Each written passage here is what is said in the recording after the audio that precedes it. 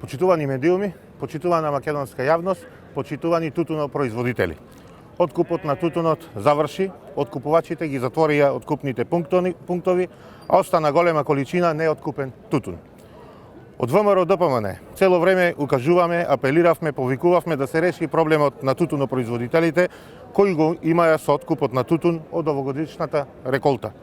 Покрај тоа што тутунарската мака, тутунарската пот се откупи по катастрофално ниски цени, со 60 до 100 денари се оштетени тутунарите оваа година по килограм откупен тутун, апелиравме, алармиравме дека ќе останат и неоткупени количини, што еве и се случи. Како пратеници од ВМРО ДПМН и коалицијата, за цело време баравме зголемување на субвенциите оваа година за 100%, како обештетување на тутунопроизводителите за ова лоша откупна реколта, но власта, начело со Заев, останаа глуви, иако за цело време му ветуваа и ги манипулираа тутунопроизводителите, за на крај да им понудат милостина од 10 до 12 килограми денари по килограм откупен тутун.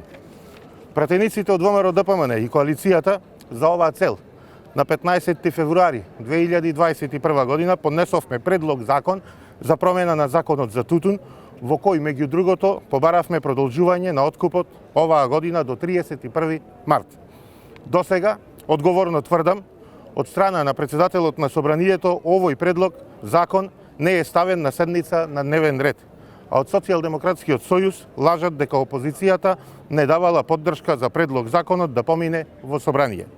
Еве јавно кажувам и повикувам, уште денеска, председателот на Собранието да закажи седница со единствена точка на дневен ред, нашиот предлог закон за промена на законот за тутун, а пратениците од ВМРО ДПМН и коалицијата и во 3 часот после полноќ ќе влеземе во Собранието и ќе гласаме за нашиот предлог закон, секако во корис на тутунопроизводителите со цел да се откупи целата количина произведен неоткупен тутун оваа година.